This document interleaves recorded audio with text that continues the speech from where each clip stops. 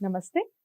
Doctor Sudheer Sharma గారితో మనం ఎన్నో కార్యక్రమాలు చేస్తూ ఉన్నాం. ఆధ్యాత్మికంగా ఎన్నో విషయాలు తెలుసుకుంటూ ఉన్నాం. మన నిత్య జీవితంలో మనం పాటించాల్సిన నియమాలు కూడా తెలుసుకుంటూ ఉన్నాం. ఇక ఈరోజు అందరికీ ఆడవాళ్ళకి సంబంధించిన, మాతృమూర్తులకు సంబంధించిన ఒక మంచి కార్యక్రమం చేయబోతున్నాం. దానికన్నా ముందు మీరు తెలుసుకోవాల్సింది గురువుగారిని జ్యోతిషరీత్యా, వాస్తురీత్యా మీరు కలవాలి అనుకుంటే స్క్రీన్ మీద కనపడే నెంబర్‌కి కాల్ చేయండి. గురువుగారి అపాయింట్‌మెంట్‌కి సంబంధించిన వివరాలు చెప్పడం జరుగుతుంది. నమస్కారం గురువుగారు. శ్రీమాత్రే నమః. శ్రీ గురుభ్యో నమః. గురువుగారు, మామూలుగా గర్భిణీ స్త్రీలు అనగానే చాలా జాగ్రత్తలు వహిస్తూ ఉంటారు. అవును. మాతృమూర్తి అమ్మ అని పిలిపించుకోవాలని ప్రతి ఒక్కరికి ఉంటుంది తప్పకుండా కాబట్టి. ఉంటుంది. గర్భిణీ స్త్రీలు అసలు గుడికి వెళ్ళొచ్చా? లేదా ఇంట్లో అయినా పూజలు చేసుకోవచ్చా? పూజలకి దూరంగా ఉండాలంటారా? మీరేం చెప్తారు చెప్పండి? మంచి ప్రయత్నం అమ్మా. గర్భిణీ స్త్రీలు అంటే దీంట్లో కొన్ని రకాలున్నాయి. మీరు అడిగినట్టుగా దేవాలయానికి వెళ్ళొచ్చా? కొంతమందికి అంటే నేను నా దగ్గరకొచ్చి అడుగుతుండేటువంటి అనుమానం కొంతమంది వ్యక్తపరుస్తూ ఉంటారు. ఇల్లు మారొచ్చా? అద్దెల్లు ఉంటుంది. ఇంట్లోంచి ఇంకో ఇంటికి మారొచ్చా? ఇట్లాంటివి కూడా సమస్యలు చాలా మందికి. గర్భిణీ స్త్రీలని ఎక్కువగా కష్టపెట్టకూడదు అనేది సైన్స్ చెప్తుంది, మన ధర్మం చెప్తుంది. అవునా? అంటే కంట తడి రాకుండా చూసుకోవాలి, కాలు కింద పెట్టకుండా శుతిమెత్తగా చాలా ప్రశాంతమైనటువంటి జీవితాన్ని వాళ్ళకి ఇస్తూ ఉండాలి ఈ 9 నెలలు కూడా. 9 నెలలు అయిన తర్వాత అప్రశాంతత ఇవ్వమని కాదు నేను చెప్తోంది. ఎప్పుడు కూడాను వాళ్ళని ప్రశాంతంగా చూసుకోవాలి. ఫీల్ అవ్వకూడదు, ఎక్కువ టెన్షన్ పడకూడదు.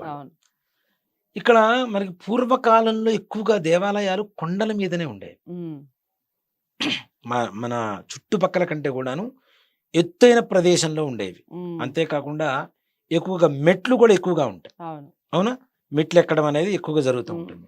దీనివల్ల ఏంటి, వీళ్ళకి లోపల ఉండేటువంటి పిండం ఏదైతే ఉంటుందో దానికి ఎక్కువగా ఎఫెక్ట్ పడుతూ ఉంటుంది. దానికోసం అని చెప్పి అసలు దేవాలయానికి గర్భిణీ స్త్రీలు వద్దు అని చెప్పి చాలా మంది చెప్తూ ఉంటారు. ఇప్పుడేముంది, విజయవాడ వెళ్తే కూడా చక్కగా ఇది వచ్చేసింది, ఎస్కలేటర్ వచ్చేసింది, మన లిఫ్ట్ వచ్చేసింది. అన్ని దేవాలయాలు అంటే సౌకర్యం అప్డేట్ అవుతున్నాం కాబట్టి సౌకర్యాలన్నీ వస్తున్నాయి. అలానే పర్వతాలు ఎక్కాల అంటే ఇప్పుడు శ్రీశైల క్షేత్రం ఉంది, తిరుపతి క్షేత్రం ఉంది, ఇట్లాంటి వాటికి వెళ్ళకూడదు అనేది మాత్రం నియమం తప్పనిసరిగా. అంటే దేనికంటే ఇంత దూరం ప్రయాణం చేయటం ఒకటి, అలాంటి ఎత్తైన ప్రదేశంలో వెళ్ళటం ఒకటి. ఇక్కడ ఏంటంటే గర్భిణీ స్త్రీలకి మానసికమైనటువంటి ఆందోళన ఎక్కువగా ఉంటుంది. వాళ్ళ ఆలోచన అంతా కూడాను లోపల ఉండేటువంటి శిశువు మీదనే ఉంటుంది.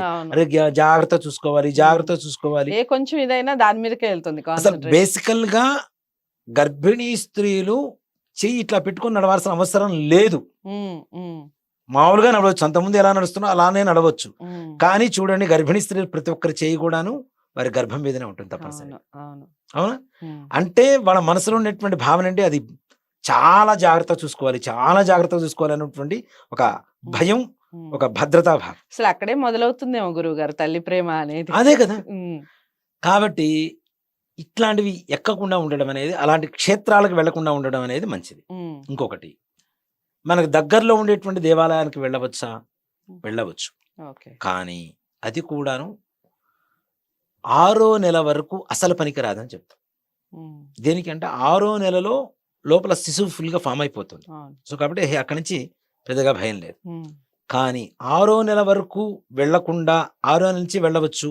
మరి దీనికి దానికి తేడా ఏంటి అంటే, 6వ నెల వరకు కూడాను పిండం అనేది లేత స్థితిలో ఉంటుంది కాబట్టి దాన్ని కాపాడుకోవాల్సినటువంటి పరిస్థితులు ఉంటాయి. కాబట్టి భగవంతుడు ఉండేదాన్ని గర్భాలయం అంటాం, పిల్లవాడు ఉండేటువంటి దాన్ని గర్భం అంటాం. అసలు దీన్ని బట్టే గర్భాలయం అనేటువంటి పేరు భగవంతుడికి వచ్చింది. తల్లి గర్భం నుంచే గర్భ ఆలయం అనేటువంటి ఒక పదం అనేది భగవంతుడికి సృష్టింపబడింది అనేది నా నమ్మకం. కాబట్టి ఇక్కడ శిశువుని జాగ్రత్తగా చూసుకుంటే చాలు, భగవంతుని చూసుకునండి తప్పనిసరి. కాబట్టి ఇంట్లో ఉండి పూజ చేసుకోవచ్చు, ఇంట్లో పూజలు చేసుకోవచ్చు.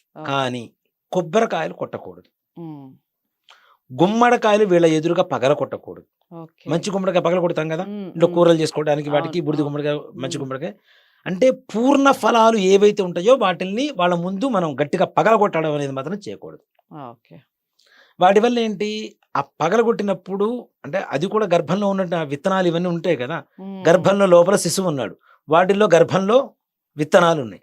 తప్పనిసరిగా అలాంటివి పగలగొట్టడం వల్ల కొంతవరకు అశాంతికి లోనయ్యేటువంటి టెన్షన్కి లోనయ్యేటువంటి అవకాశాలు ఎక్కువగా ఉంటాయి కాబట్టి అవి పగలగొట్టడాలు, పసుపు కుంకాలు వాటి మీద వేయటాలు, అందుకనే గృహప్రవేశాలు నిషిద్ధం అని చెబుతాం.